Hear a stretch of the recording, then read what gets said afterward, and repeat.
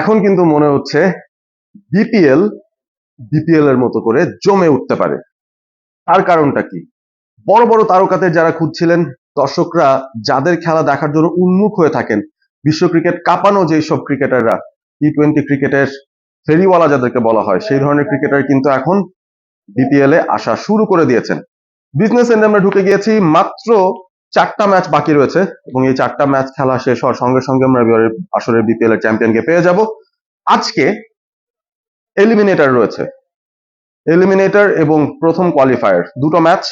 এলিমিনেটরে একে অপরের মুখোমুখি হবে রংপুর রাইডার্স এবং সেই সাথে খুলনা টাইগার্স, যেটা বাংলাদেশ সময় দুপুর 1:30টায় অনুষ্ঠিত হবে। একটু পরে স্টার্ট হয়ে যাবে ম্যাচটা। অনেক কল্পনা ছিল যে আসলে এত জলদি এই দলগুলো কি ভালো বিদেশি খেলোয়াড় নিয়ে আসতে পারবেন কিনা ডু অর ডাই গেমগুলোর জন্য। খবর নিয়ে এসেছি আপনাদের জন্য, একেবারে কনফার্ম নিউজ। রংপুর রাইডার্স তারা 3জন ক্রিকেটারকে ইতিমধ্যেই দেশে আনতে পেরেছে এবং তারা আজকে দুপুর 1:30টার ম্যাচ হয়তো দলের সঙ্গে ডেফিনেটলি জয়েন করতে যাচ্ছেন, সেই বিষয়টা কিন্তু আমরা নিশ্চিত হতে পেরেছি। তার মধ্যে একজন হচ্ছেন জেমস ডিন্স, ইংলিশ এই তারকা ব্যাটার, তিনি জয়েন করছেন রংপুর রাইডার্স দলটায়।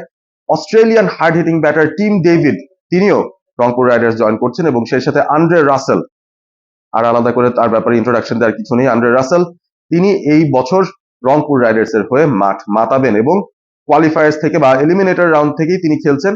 এই ম্যাচটাই হতে পারে তাদের শেষ ম্যাচ, কিংবা যদি তারা ম্যাচটা জিতে যায় ডেফিনেটলি কোয়ালিফায়ার 2 তে খেলার সুযোগ রয়েছে। সুতরাং রংপুর রাইডার্স তাদের দলটাকে রিইনফোর্স করার জন্য 3জন তারকা বিদেশি ক্রিকেটারকে ইতিমধ্যেই দেশে নিয়ে আসতে পেরেছে। সুনীল নারায়ণের ব্যাপারটাও কানাঘুষা শুনছিলাম, তবে এখনো পর্যন্ত কনফার্ম হয়নি, আমি তার বিষয়টি আসলে নিশ্চিত করে বলতে পারছি না। আর কিছুক্ষণের মধ্যে খেলা শুরু হয়ে যাবে, হয়তো নারায়ণ নেই, এই 3জন খেলবেন ডেফিনেটলি রংপুর রাইডার্স এর হয়ে আজকের এই এলিমিনেটর ম্যাচটায়। খুলনা টাইগার্স তো কি পিছিয়ে থাকবে? সেটা ডেফিনেটলি না। খুলনা টাইগার্স তাদের দলে 2জন তারকা ক্রিকেটার ভিড়িয়েছে, দুজনই ওয়েস্ট ইন্ডিয়ান। প্রথম জন হচ্ছেন Jason holder, former West Indian captain এবং অলরাউন্ডার, ফাস্ট বোলিং করতে পারেন, লোয়ার অর্ডারে দারুণ ব্যাটিং করতে পারেন। জেসন হোল্ডারকে খুলনা টাইগার্স তাদের দলে ভিড়িয়েছে এবং সেই সাথে left handed hard hitting batter Shimron Hetmyer, তাকেও কিন্তু খুলনা টাইগার্স দলে ভিড়িয়েছে। অর্থাৎ তারা 2জন তারকা বিদেশি ক্রিকেটারদের ইতিমধ্যেই এনে ফেলেছে এবং আজকের ম্যাচে আমরা জেসন হোল্ডার, শিমরন হেটমায়ারদের খেলা দেখতে পাবো। সন্ধ্যার ম্যাচে কি কি সারপ্রাইজ থাকছে?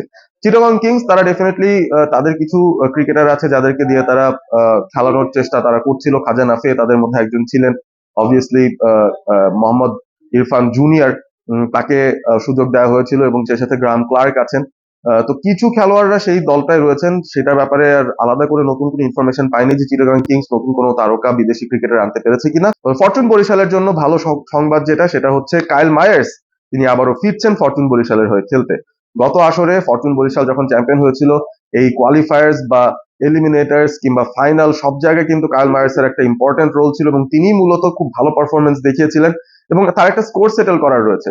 1 ওভারে 26 রান তিনি খরচ করে রংপুরের সঙ্গে কিন্তু গ্রুপ স্টেজে একটা ম্যাচ হারিয়েছিলেন দলকে। সুতরাং আবার তিনি ফিরে এসে নিশ্চয়ই সেটার একটা প্রতিশোধ নেওয়ার চেষ্টা করবেন এবং তার যে স্বাভাবিক খেলা সেটা খেলার চেষ্টা করবেন। ফরচুন বরিশাল আবারও স্ট্রং হয়ে যেতে পারে আরো বেশি কাইল মায়ার্সের অন্তর্ভুক্তির সাহায্যে।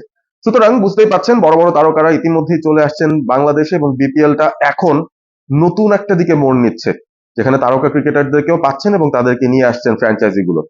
ভিডিওটি ভালো লেগে থাকলে বন্ধুদের সঙ্গে শেয়ার করবেন এবং অবভিয়াসলি আপনাদের মতামত জানাতে ভুল করবেন না। কেমন মনে হচ্ছে এই ইনক্লুশন গুলো, বিদেশি ক্রিকেটাররা যারা আসছেন, কোন দলের শক্তি বেশি বৃদ্ধি হয়েছে সেই বিষয়টা নিয়ে আলোচনা করতে পারেন, আপনারা কমেন্টসে জানাতে পারেন। সাবস্ক্রাইব করুন অল স্পোর্ট এবিপি চ্যানেলটি। Stay awesome, stay all sport with all sport ABP.